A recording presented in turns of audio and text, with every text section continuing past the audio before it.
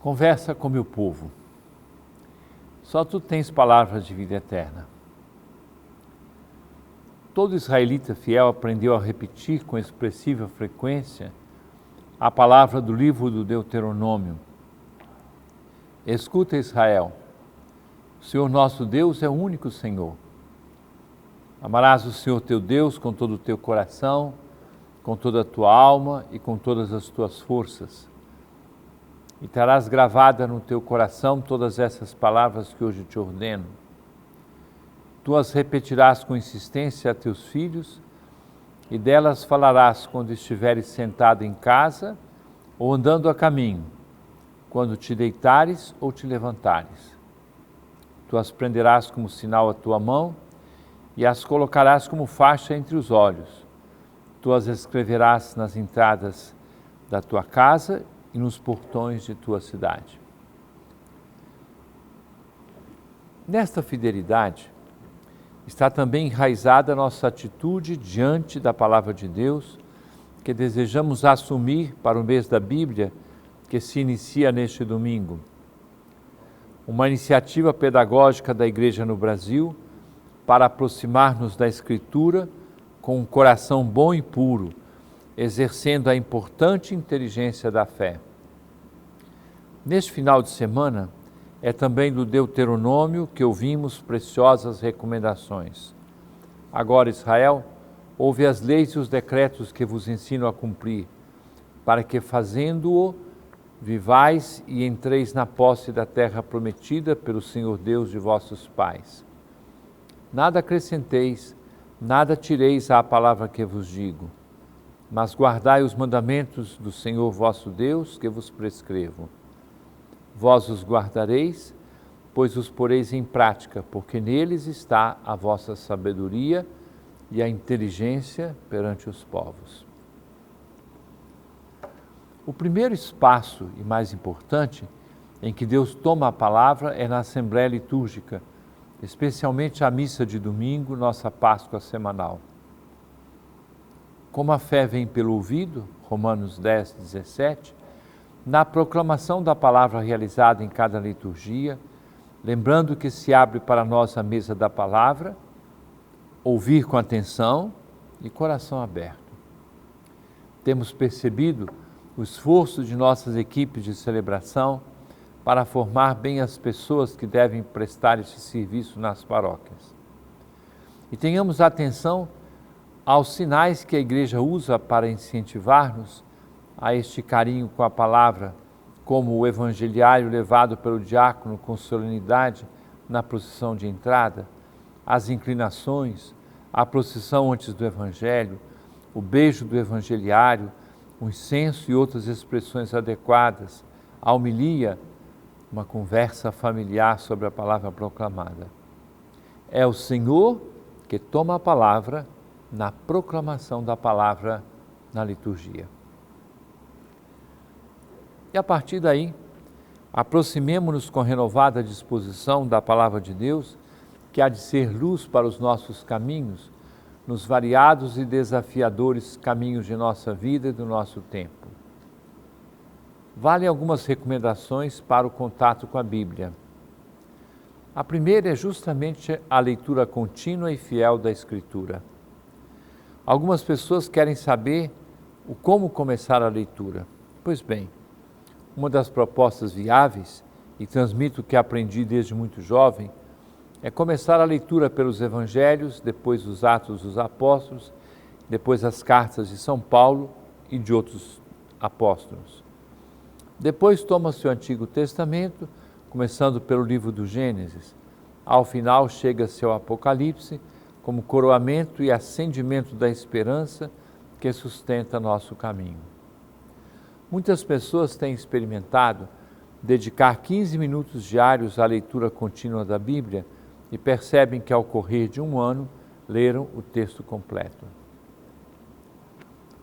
Para o mês de setembro, que se inicia, a Igreja no Brasil propõe o livro do profeta Ezequiel, uma leitura que é para ser iluminada pelo lema: porei em vós meu espírito e vivereis, Ezequiel 37, 14. Ao refletir sobre o testemunho do profeta Ezequiel, pode-se responder ao convite feito pelo Papa Francisco à preparação para o jubileu de 2025. Diz o Papa: o convite para que sejamos peregrinos de esperança nos faz ser como Ezequiel, arautos da esperança, em meio àqueles que, porventura, possam ter se esquecido de Deus ou perdido o seu caminho. Quem quiser, e todos devemos querer rezar com a Bíblia, pode começar a ler um capítulo até encontrar, conduzido pelo Espírito Santo, um versículo ou palavra que chama mais atenção, ouvir mais de perto e conversar com o Senhor a partir daquele texto, inclusive com um propósito de vida. Podemos também ter um caderno no qual anotamos as inspirações e os passos dados com a força da Palavra de Deus. Vale a pena renovar ainda a proposta da chamada leitura orante da Palavra de Deus, Lectio Divina, semelhante ao que acabamos de apresentar, uma prática antiga, frutuosa e sempre atual. Leitura, com a qual procuramos entender a palavra, inclusive fazendo-nos ajudar pelas notas existentes em nossas Bíblias, indo com liberdade aos textos paralelos e semelhantes, pois a palavra explica a palavra. Depois, segundo passo, meditação, com a qual perguntamos o que Deus quer dizer-nos naquele dia e naquela hora, com o texto à nossa disposição. E é bom anotar no eventual diário espiritual as inspirações recebidas. Mais um passo, oração, para conversar com o Senhor a partir de sua própria palavra. Se perguntamos antes o que Ele quer dizer, agora é para dizer-lhe o que o próprio Espírito Santo inspira. Outro passo, contemplação. Consequência dos primeiros será a contemplação. Sagrado silêncio, olhando para o Senhor e deixando que Ele nos veja. E ao final, o último passo, mas não menos importante, um propósito de ação, vivência da palavra a ser anotada para não nos esquecermos.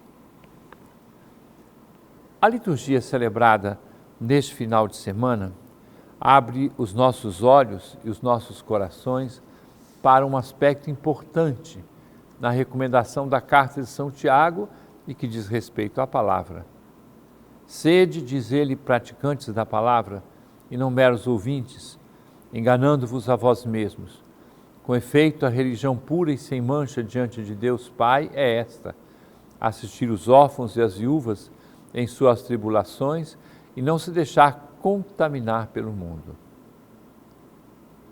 Cada palavra saída da boca de Deus há de ser praticada. Em nós, ousamos afirmar que a palavra há de fazer-se carne, transformar-se em vida, capaz de edificar e converter o nosso coração e das pessoas que conosco convivem. Tudo isso vem selado com a palavra do Evangelho, que apela hoje para a autenticidade e a coerência de nossa vida cristã.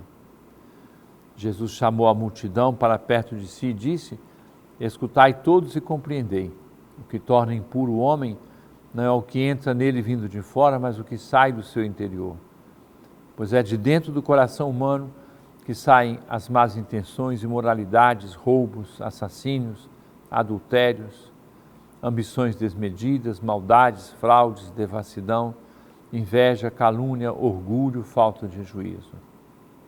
Todas estas coisas más saem de dentro e são elas que tornam impuro o homem. Assim dispostos, possamos rezar com sinceridade o Salmo 14, que a Igreja põe em nossos lábios na riquíssima liturgia do 22º domingo do tempo comum. Senhor, quem morará em vossa casa e no vosso Monte Santo habitará? É aquele que caminha sem pecado e pratica a justiça fielmente, que pensa a verdade no seu íntimo e não solta em calúnia a sua língua, que em nada prejudica o seu irmão, nem cobra de insulto o seu vizinho, que não dá valor algum ao homem ímpio, mas honra os que respeitam o Senhor. Não empresta o seu dinheiro com usura, nem se deixa subornar contra o inocente. Jamais vacilará quem vive assim. Caríssimo irmão, caríssima irmã, permaneça conosco. Daqui a pouco estamos de volta para o diálogo a respeito da vida da igreja e as questões que as pessoas nos enviaram. Conversa com meu povo. Caríssimo irmão, caríssima irmã, este é um final de semana de uma riqueza pastoral impressionante em nossa igreja. Neste domingo, no Mangueirinho, a partir de 8 horas, nós temos um encontro do arcebispo com crismandos e crismados de toda a arquidiocese. Ano passado, eram mais de 8.000 adolescentes e jovens e adultos. E eu os espero neste domingo para que nós possamos viver uma manhã de diálogo, de conversa, de convivência, de oração, de alegria, para o crescimento da nossa vida cristã. Sejam todos bem-vindos, crismandos e crismados deste ano de 2024, ao Mangueirinho neste domingo. Neste final de semana, acontece aí na comunidade do Carmo, promovido pela comunidade Sementes do Verbo, um festival chamado Festival das Famílias, que ocorre neste final de semana com grande participação e vitalidade. E depois, é claro, nós temos uma vida imensa nas paróquias. É impressionante a quantidade de eventos, encontros de casais, encontros de formação, as liturgias muito bem celebradas.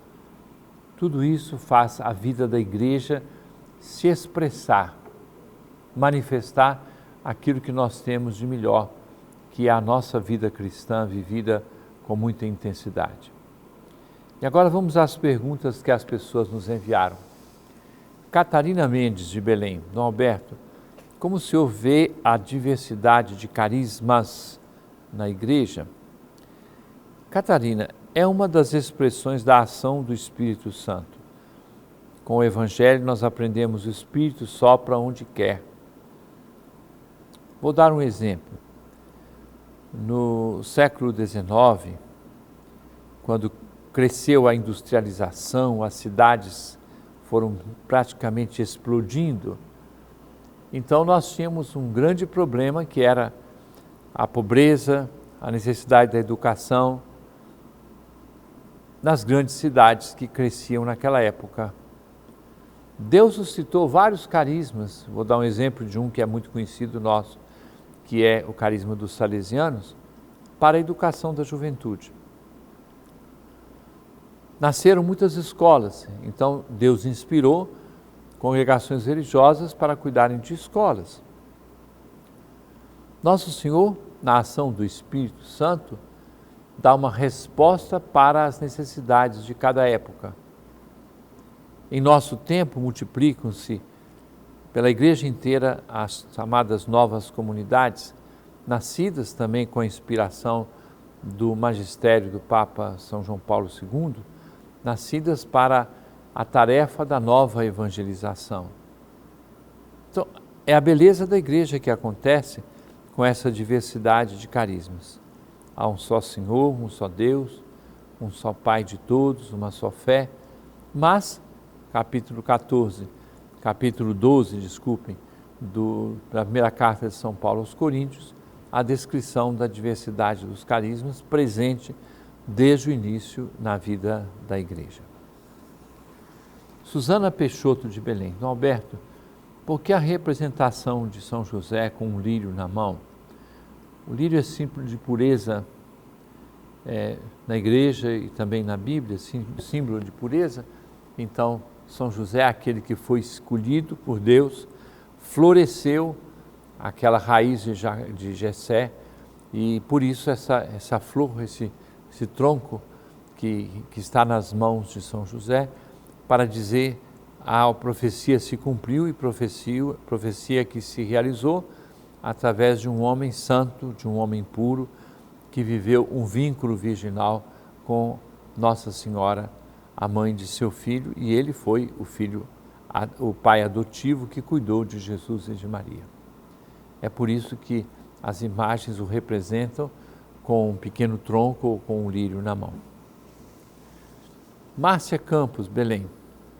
Jesus teve outros irmãos? Essa é uma questão muito provocada por pessoas de outras confissões cristãs, de outras igrejas.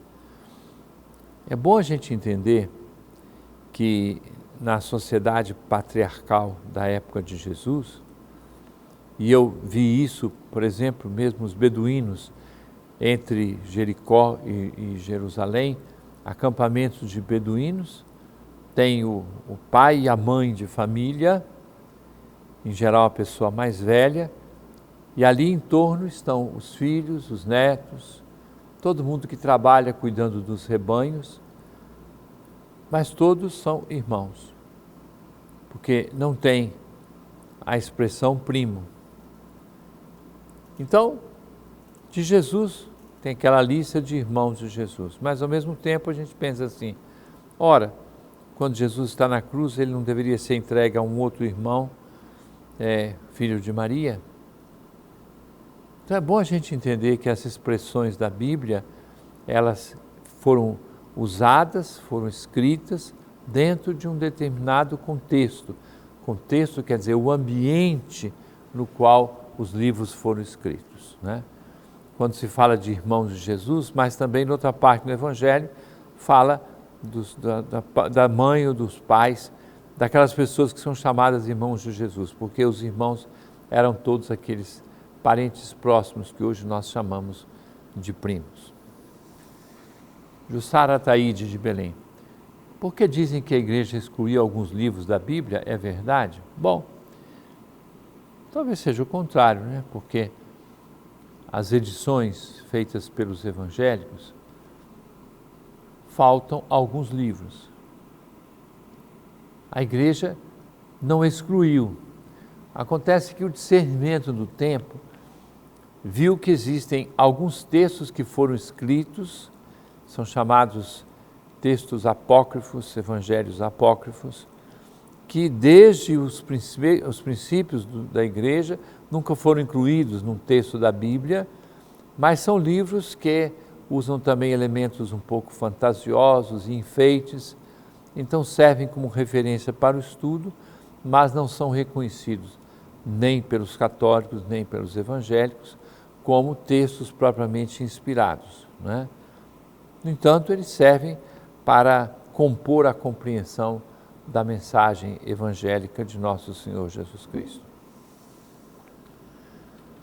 Pergunta de Simone Freitas. Por que o padre não pode casar? Muitas outras religiões isso é possível. Muito bem, na Igreja Católica, Apostólica, Romana, nas igrejas dos ritos orientais, nós temos a ordenação de homens casados. Não é o casamento do padre, mas é a ordenação daquele que é casado. Nas igrejas orientais nós temos isso. É uma disciplina da igreja. O celibato foi entrando pouco a pouco como uma expressão muito bonita de consagração a Deus. Então, não é que não pode casar.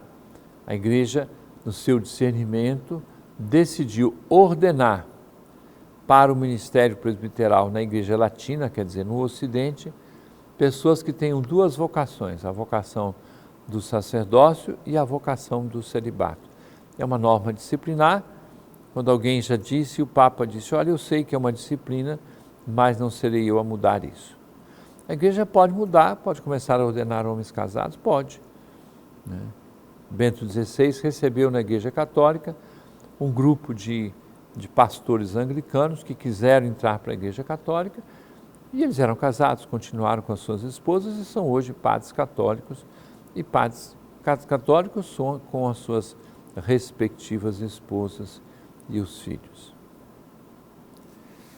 Caríssimo irmão, caríssima irmã, desejo que o final de semana seja bem vivido, especialmente na igreja, na participação da Eucaristia deste domingo.